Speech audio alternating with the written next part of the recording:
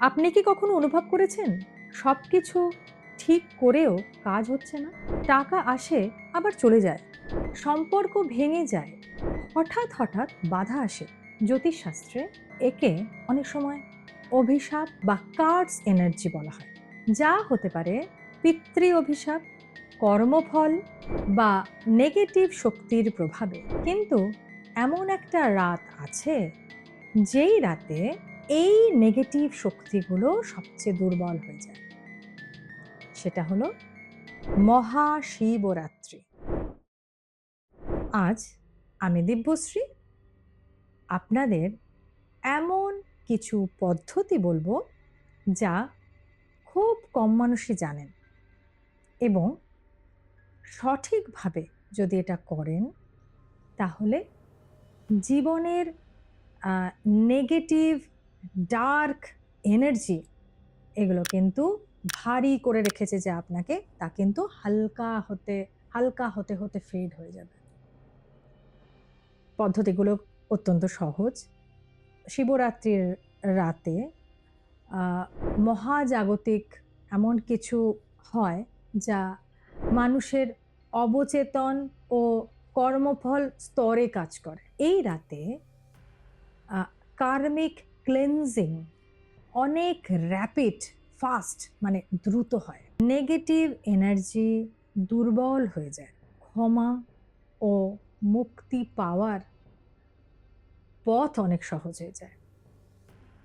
কারণ শিব হলেন সংহার ও মুক্তির দেবতা, যিনি বন্ধন কাটিয়ে দেন।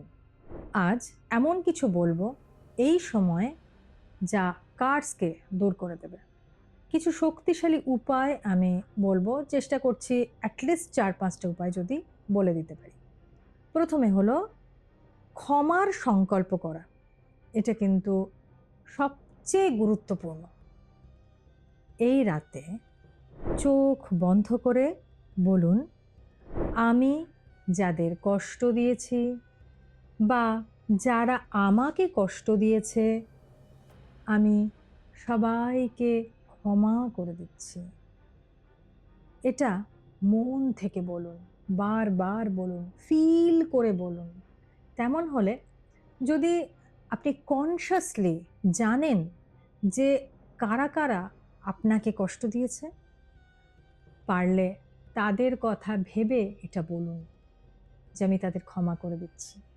তাদের কথা ফিল করে, তাদের মুখটা চিন্তা করে ক্ষমা করে দিন। আর আপনি যদি জানেন যে কাউকে আপনি কষ্ট দিয়েছেন, তাদের থেকেও কনশাসলি চোখ বন্ধ করে ক্ষমা চান। এতে কিন্তু অভিশাপ দোষের 50% নেগেটিভিটি ইনস্ট্যান্ট কেটে যাবে। ফিল করতে পারবেন, করে দেখুন। কারণ এই অভিশাপ শক্তি, এই নেগেটিভ যে শক্তি, এ কিন্তু রাগ সৃষ্টি করে ভেতরে, নেগেটিভিটি সৃষ্টি করে রাখে ভেতরে। ক্ষমা যদি করে দেন তাহলে সেটা ভেঙে যায়, সেটা কেটে যায়।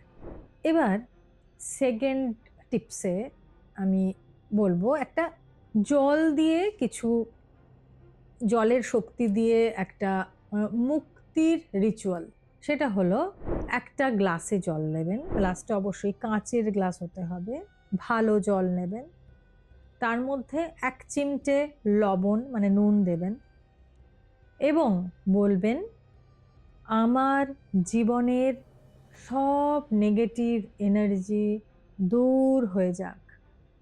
সব নেগেটিভ এনার্জি যেন ওর মধ্যে ঢুকে যাচ্ছে। এটা বারবার, বারবার জলের কাছে বলুন আর ফিল করুন আপনার কথার মাধ্যমে, কথাটার মাধ্যমে সব নেগেটিভিটি, কালো এনার্জি ঢুকে যাচ্ছে জলে। তারপর সেই জলটা বেসিনে বা বাইরে ফেলে দেবেন। ওই জল কিন্তু গ্রহণ করবেন না। এটা একটা এনার্জি রিলিজের টেকনিক। থার্ড প্রসেসে আমি বলবো, ওম নমঃ শিবায়। এই যে প্রচণ্ড শক্তিশালী মন্ত্র, এটা সবচেয়ে শক্তিশালী মন্ত্র, এটাকে কিন্তু ইগনোর করবে না। এই মন্ত্রটা অন্তত ১১ মিনিট জপ করুন। এবার ১১ মিনিট কিভাবে জপ করবেন? একটা ঘড়িতে ১১ মিনিটের অ্যালার্ম দিন। ১১ না দিয়ে ১২ মিনিট দিন। কারণ অ্যালার্ম দিয়ে স্টার্ট করতে করতে বসতেও তো ১ মিনিট টাইম লাগে। তো সেই জন্য আপনি ওই ১২ মিনিটের একটা অ্যালার্ম দেবেন। তাহলেই ওটা ১১ মিনিটে পৌঁছে যাবে আপনার মন্ত্রোচ্চারণ। এবার অত্যন্ত মন দিয়ে 11 মিনিট ধরে ওম নমঃ শিবায় এই মন্ত্র কিন্তু জপ করতে থাকুন। এটা কিন্তু আহ, মন, কর্মফল, নেগেটিভ এনার্জি ফিল্ড এগুলোকে কিন্তু পুরো ক্লিন করে দেয়। এনার্জি ফিল্ডকে অনেক পিউরিফাই করে, একদম অনেক মন চেঞ্জ হয়ে যাবে, করতে থাকুন। ফোর্থ প্রসেসে আমি বলবো ইজি উপায়, সেটা হচ্ছে সর্ষের তেলের প্রদীপ, সেটা আপনি জ্বালাবেন। এবং যখন ওটা জ্বালাবেন, যখন আগুনটা জ্বলবে, তখন আপনি বলবেন অন্ধকার দূর হোক, আলো আসুক। এই যে অন্ধকার দূর যে হচ্ছে বা আলো আসছে, এটা কিন্তু মনের অন্ধকার, জীবনের অন্ধকার, ভাগ্যের অন্ধকার, এটা যেন কেটে যাচ্ছে, এটা ফিল করবেন। এবং এই যে আলো, হ্যাঁ, পজিটিভ এনার্জিটা ফিল করবেন। হ্যাঁ, ওই প্রদীপটা জ্বালাতে জ্বালাতেই কিন্তু ওটা কিন্তু মন মানে একাত্ম হয়ে ওটা ভাববেন। নেগেটিভ এনার্জি এটা অনেক দূর করে দেবে। আরেকটা পয়েন্ট বলছি, ফিফথ পয়েন্টে, সেটা হলো আহ, খুব ইম্পর্ট্যান্ট। শিব ঠাকুরকে তো আপনারা জল দেনই, তাকে তো জলে স্নান করান। সেই জলটা দেওয়ার পরে, জলটা যখন গড়িয়ে পড়ছে, সেই জল 1 ফোঁটা অন্তত নিজের মাথায় লাগাবেন। আমরা তো জলটা ঢেলে চলে আসি, সেই জলটা যে পড়ছে ওই অবস্থায় 1 ফোঁটা নিয়ে মাথায় লাগবেন। এটা সিম্বলাইজ করছে পুরনো শক্তিটাকে ধুয়ে নতুন শক্তি, এনার্জি আপনি গ্রহণ করছেন। পুরনো যে ওল্ড নেগেটিভ ব্ল্যাক এনার্জি দূর হয়ে গিয়ে নতুন শক্তি আসছে।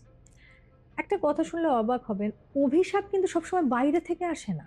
অনেক সময় নিজের ভয়, নিজের অপরাধ বোধ, নিজের নেগেটিভ চিন্তা যা আমরা সারা দিন ধরে করছি, এই নিজেই কিন্তু দায়ী, নিজের থেকেই কিন্তু অভিশাপটা সবচেয়ে বেশি চলে আসে। এই শিবরাত্রি হলো নিজেকে মুক্ত করার রাত। শিবরাত্রির রাতে নিজেকে বলুন, আমি মুক্ত, আমি শক্তিশালী, আমি নতুনভাবে সব শুরু করছি। এটা ফিল করে বলুন, শুধু বললে হয় না বাইরে থেকে। এই অ্যাফার্মেশনগুলো কিন্তু খুব ইম্পর্ট্যান্ট। শিব শক্তি আপনার সঙ্গে থাকুক, এই কামনা নিয়ে আজকের ভিডিও শেষ করছি।